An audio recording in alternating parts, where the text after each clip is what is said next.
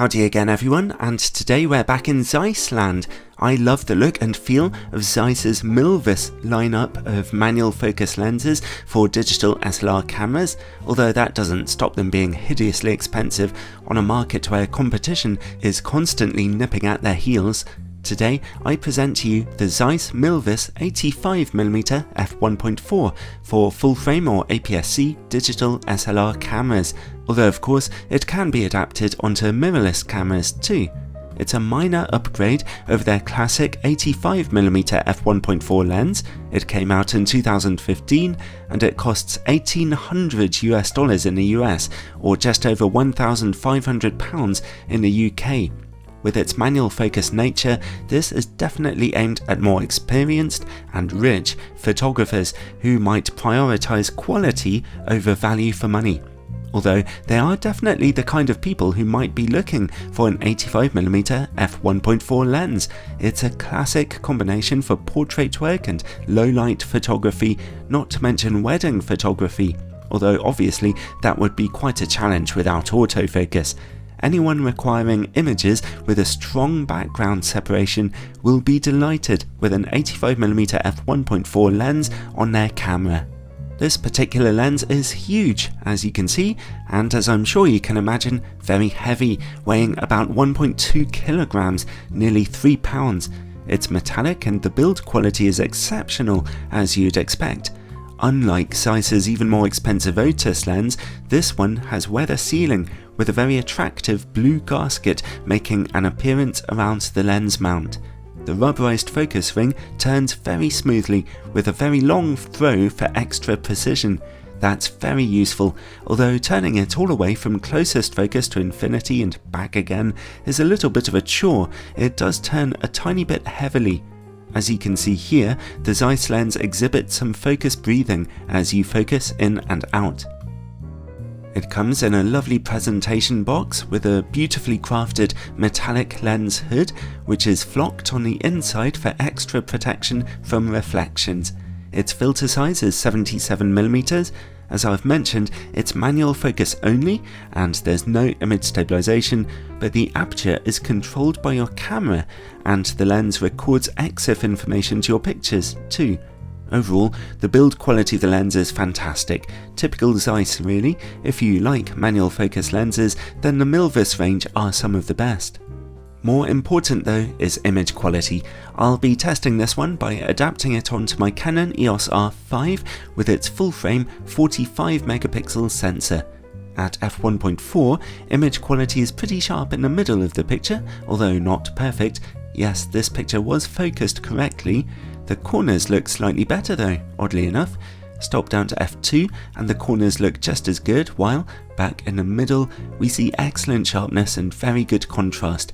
At f2.8 the middle is absolutely perfect and the corners are still looking very good, although if you stop down to f4 and f5.6, further improvements are noticeable and they look absolutely incredible. It's only if you stop down as far as f16 that softness begins to emerge due to the effect of diffraction. So overall, this is a very impressively sharp lens. Awesome actually, although I have seen slightly sharper 85mm ones at f1.4. Canon and Sigma's latest 85mm autofocus lenses have slightly overtaken this one, although they are a lot newer. Let's take a look at distortion and vignetting now on a full frame camera. We see a pretty negligible level of barrel distortion here, virtually invisible even on a test chart. At f1.4, those corners are very dark. Stop down to f2 or f2.8 and the corners brighten up very quickly, so this is a performance on the good side of average here. Now then, close-up image quality. The lens configures down to under 80 cm, which is slightly better than average for an 85mm optic. Close-up image quality takes a hit though, looking a bit soft at f1.4. Stop down to f2 for a major improvement and f2.8 to see excellent sharpness emerging again. Now let's see how the lens works against bright lights. There is some strong glaring here, but only when a bright light is directly in a picture frame. Aside from that, we see less flaring than usual, so it's a fairly good show actually. A very important question for a lens like this one is the quality of its bokeh. It's very good, albeit not quite perfect. Backgrounds generally look very soft, even more difficult ones. In the middle distance, bright bokeh highlights do exhibit a very subtle blue outlining effect, although it's not strong. We can see quite a strong cat's eye shape to off-center bokeh balls, although that's normal for this class of lens. What's nice to see though is that there's no visible patterning within those bokeh balls, so overall it's a fairly clean bill of health there. And finally, related to bokeh is longitudinal chromatic aberration. Here you can see at f1.4 that we get some quite noticeable colourful bokeh highlights before and after the plane of focus. Stop down to f2 to see it reduced, and at f2.8 it's gone. So then, overall, the Zeiss Milvus 85mm f1.4 is a very good quality manual focus 85mm lens with better than average image quality in nearly every area I could test, and very nice handling. It's not quite as sharp as Zeiss's own competing Otis lens, which I was testing at the same time and costs a lot more, but also which in turn isn't quite as sharp as Canon and Sigma's latest 85mm offerings. So I wouldn't say this Milvus lens represents good value for money.